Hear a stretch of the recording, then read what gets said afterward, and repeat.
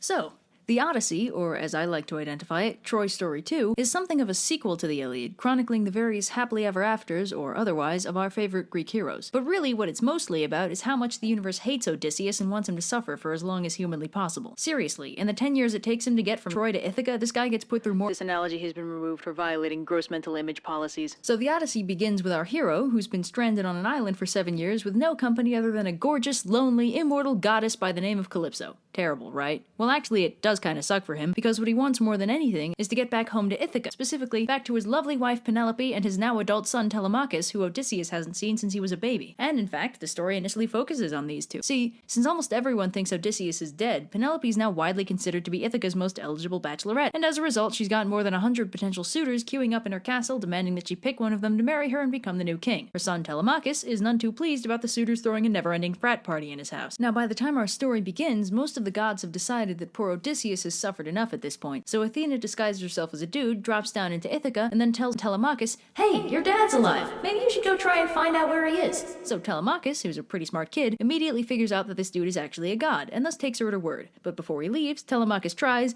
and fails, to kick the suitors out of his house. And they're like, "Ooh, is widow baby Telemachus gonna fight us?" And Telemachus is like, "Shut up! I'm gonna find my dad and he's gonna beat you up!" So Telemachus secretly assembles a small loyal crew, acquires a ship, and sets off in search of news. The first place he goes is Pylos, home to King Nestor. So Telemachus is like, "Hey, do you have any idea where my father is?" And Nestor's like, "Well, let me think back to when I last saw him. Oh right, it was 9 years ago, during the Trojan War. Agamemnon and Menelaus were arguing, which had split the army down the middle, so Odysseus, Diomedes, Menelaus, and I took our armies and left. Although Odysseus did turn back to head off Agamemnon, and that's the last time I saw him. I don't know what happened after that, though. Maybe you should go talk to Menelaus, see what he has to say about the matter." So Telemachus goes off to Sparta and meets with Menelaus and Helen, now happily remarried, and Telemachus is like, "Yeah, can you tell me where my dad is?" And Menelaus is like, "First, let me tell you my story! Okay, so I was marooned on this tiny island off the coast of Egypt, right? When this goddess shows up, and she's like, 'Hey, you should talk to my dad, Proteus. He'll tell you how to get out of here.' So I went off and tackled the guy, but he starts shape-shifting, right? But he can't shake me that easily. So we got tired of that pretty quick, and he was like, 'Forget it. What do you want?' And I was like, 'Do your thing, oh god of telling me stuff.' And he's like, 'Fine, you're stranded here because you forgot to sacrifice to Zeus before you left. Also, Ajax the Lesser drowned, Agamemnon's dead, and Odysseus is stranded on Calypso's island.' And Telemachus is like, 'That's literally all I needed to hear.' But back in Ithaca, the suitors have learned that Telemachus left to find news of Odysseus, and they find this very offensive for some reason, so they start plotting to kill him as soon as he gets back. Man, Penelope sure knows how to pick him. Now, on Zeus's orders, Calypso finally lets Odysseus go, so he heads off homeward on a raft. But Poseidon, who's holding a grudge against him for reasons that'll be explained later, notices that he's trying to escape and whips up a huge storm in an effort to drown him. But Odysseus is far too stalwart to let a little thing like drowning get him down, and he's doing pretty well for himself when yet another goddess shows up, gives him a magic anti-drowning scarf, and then vanishes. And Odysseus is like,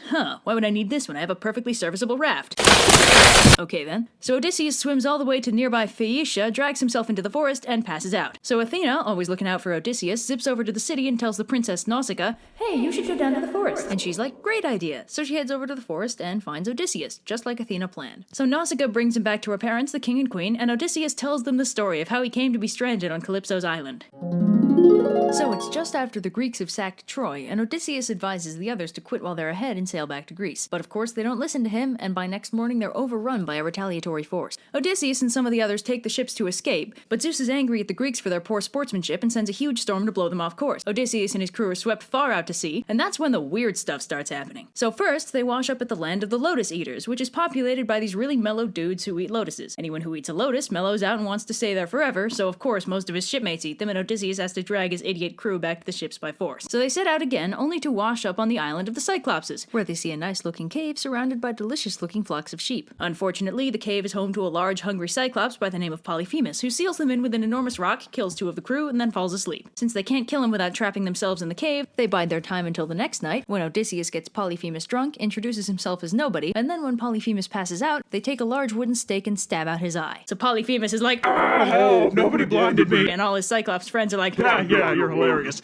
Polyphemus, is nobody stealing your flocks too? So Polyphemus opens the cave to check, and Odysseus and remaining crew bolt for the ships. Then Odysseus, remember the wisest of the Greeks, takes it into his head to taunt the Cyclops. So he's like, "Hey, guess what, foolish individual? My name's not nobody, it's Odysseus." And Polyphemus is like, Dad, Odysseus gouged out my eye. So, funny story. All cyclopses are children of Poseidon, so Poseidon hears about this and he's like, oh really? Time for some disproportionate retribution. So after that point, he starts trying to make Odysseus' journey home just as difficult as godly possible. So after that little adventure, they land on the Aeolian island, where the king very nicely gives them a magic leather pouch full of wind to speed them on their way home. But we can't give Odysseus a break just yet. They're maybe 10 feet off the coast of Ithaca when his idiot crew decides that the magic bag has gold in it and busts it open. The resulting hurricane sweeps them all the way back to the Aeolian island. So Odysseus is like, hey, got another one of those magic wind bags? But the king's like, not for you, dude. You've got to be super cursed to have that bad luck. Get off my island. So next, they arrive on the Lastrygonian island, populated entirely by cannibal giants. When they start eating the majority of Odysseus' crew, Odysseus and the other survivors get out of there as fast as humanly possible. Next on this mythological island world tour, they come to the Aeaean island, where Circe, the daughter of Helios, lives. Circe is a sorceress, and some wicked hankering for bacon makes her take it into her head to turn Odysseus' rapidly dwindling crew into pigs. Odysseus learns of their tragic swinification and resolves to rescue them. So Hermes gives Odysseus some anti-magic drugs so that Circe won't be able to enchant him. You know, for someone who the gods supposedly hate, Odysseus sure does seem to get a lot of help from them. So Circe's like, here, have some enchanted booze, and Odysseus is like, awesome, drinks it, fails to turn into a pig, and then draws a sword on her. So she's like, wait, I'm a mage, I have like 2 hit points, and he's like, then I suggest you turn them back before I have to whittle that number down to 0. So she does, and then they all chillax on the island for like a year. So then Odysseus is like, yeah, we should probably be getting back, and Circe's like, well, fine with me, but first you gotta go talk to Tiresias. I mean, he's the one who knows how to get you home. Oh yeah? Where can I find him? He's dead.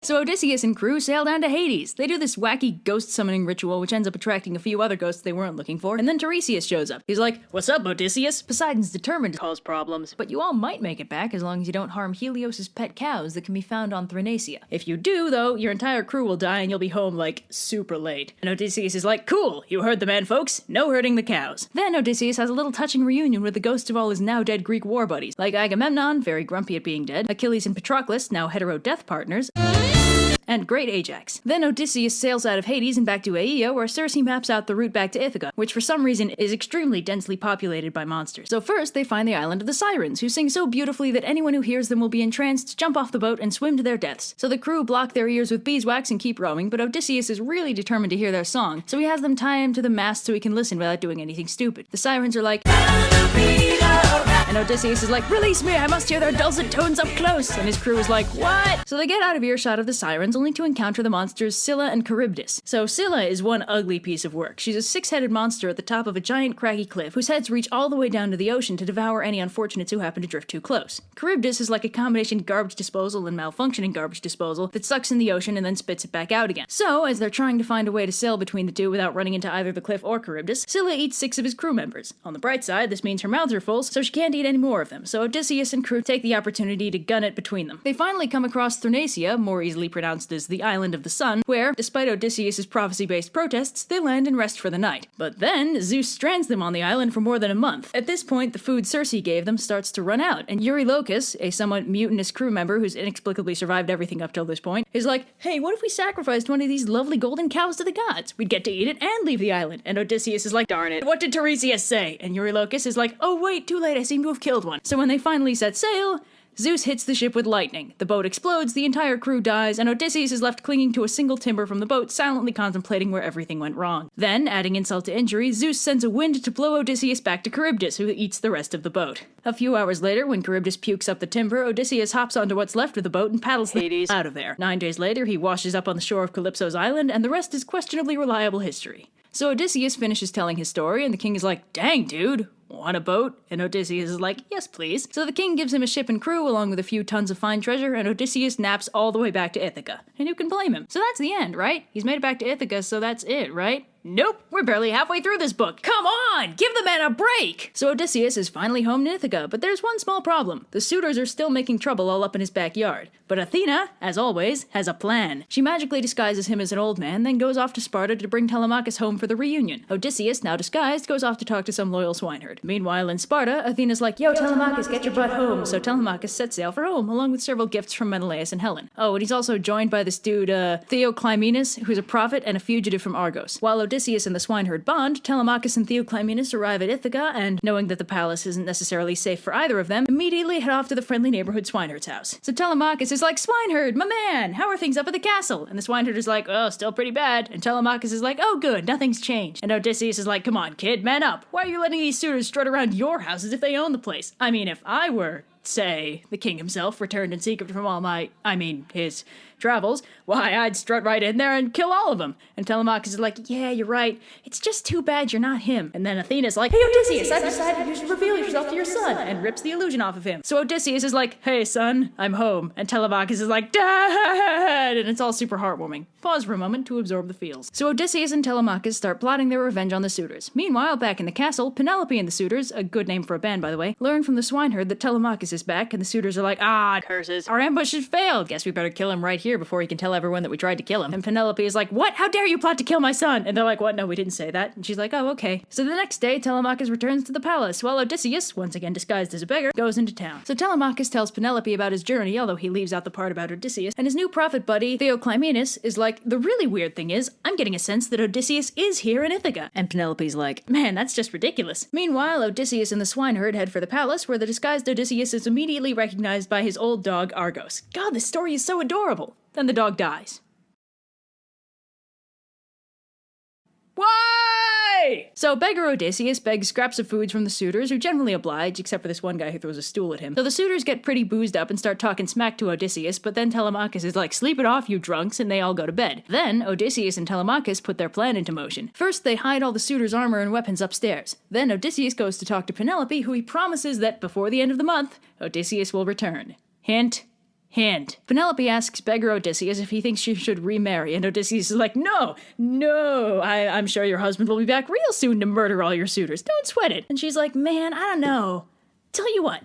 Tomorrow, I'll hold a contest among the suitors and anyone else who wants to try, and only a man just like Odysseus will be able to win and become my husband. And Odysseus is like, that's a great plan, do exactly that. So the next day, all the suitors assemble, still trying to figure out how to discreetly murder Telemachus, when Penelope unveils her secret plan. So, some context. Odysseus had this crazy strong recurve bow. It was a really cool bow, but it was a present and he never ever took it to war, so it was still locked up safely in the palace basement when he left for Troy. Now, this bow is ridiculously strong, but Odysseus never had any trouble dealing with it because, as mentioned previously, he's a stalwart individual. So Penelope's like, alright everyone, no more delays. I'll marry the man who can string this bow most easily, and then use it to shoot through these 12 axe heads. Now, this bow has a draw strength of something like 500 pounds, so none of the suitors can even bend the bow far enough to string it. And then beggar Odysseus is like, hey, just for kicks, can I have a look at that bow? And the suitors are like, sure, this is gonna be good. And then, of course, Odysseus strings the bow easily. Then he casually shoots an arrow through all 12 axes, and then it's murdering time. Odysseus reveals himself in all his glory, the suitors start panicking, and Odysseus and Telemachus engage in some healthy father-son bonding by killing nearly all of them. After wreaking bloody vengeance on his enemies, and then after a nice long bath, Odysseus is finally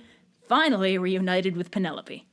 Then Athena persuades the entire rest of Ithaca not to take vengeance on Odysseus for killing the entire noble population, and they all lived happily ever after.